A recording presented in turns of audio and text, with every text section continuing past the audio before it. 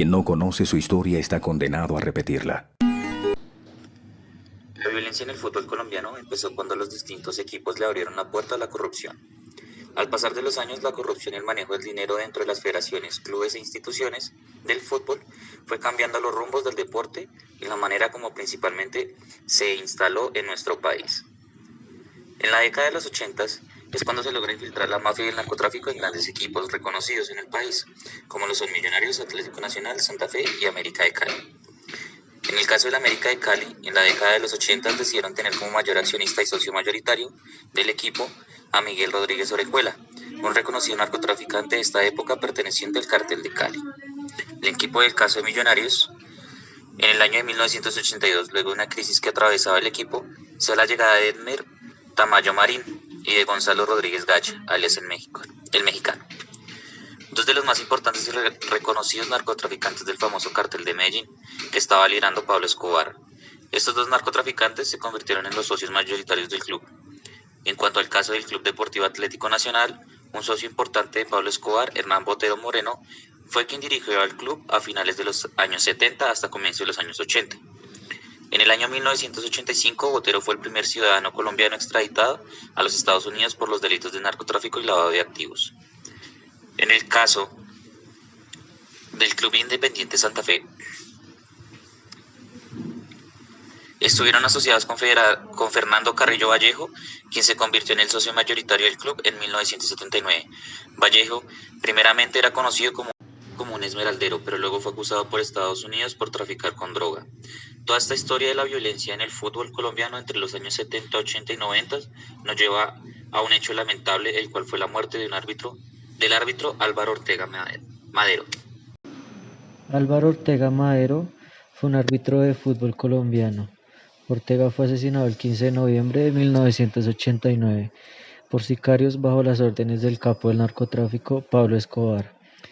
Su homicidio generó dos hechos históricos en el fútbol colombiano, los cuales fueron la cancelación del torneo y el retiro del arbitraje de Jesús Díaz, considerado en su momento uno de los mejores a nivel mundial.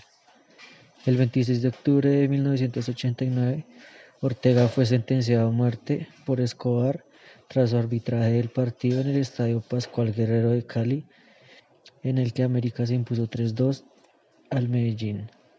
Su delito, anular el gol de chilena de Carlos Castro, al considerar que había falta peligrosa y evitar el empate a falta de 2 minutos del final.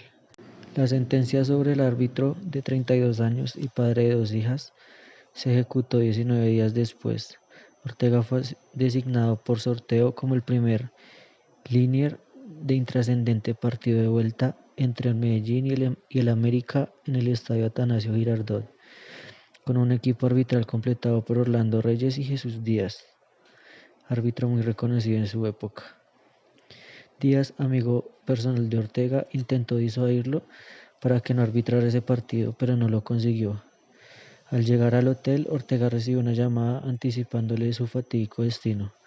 Aunque no la quiso comentar, el partido terminó 0-0 y tras pasar por el hotel salieron a cenar.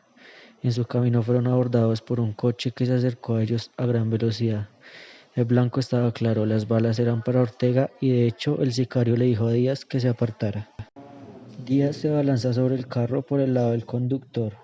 Con una mano se agarra y con otra golpea el asiento dentro del vehículo, no le deja apuntar a la cabeza. Tranquilo, Chucho, que eso no es con usted, dice el conductor.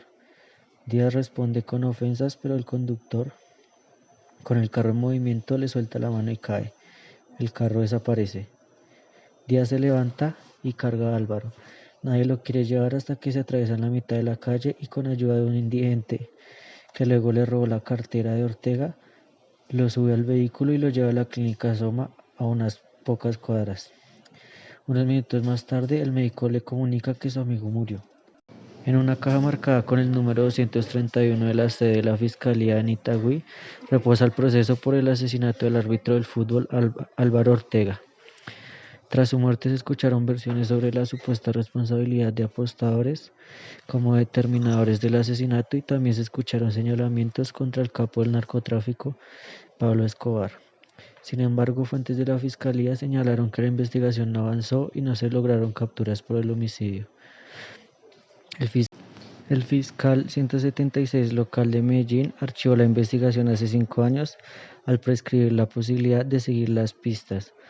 Legalmente en Colombia, cumplidos 20 años de la ocurrencia de los hechos, no es posible mantener abiertas las investigaciones.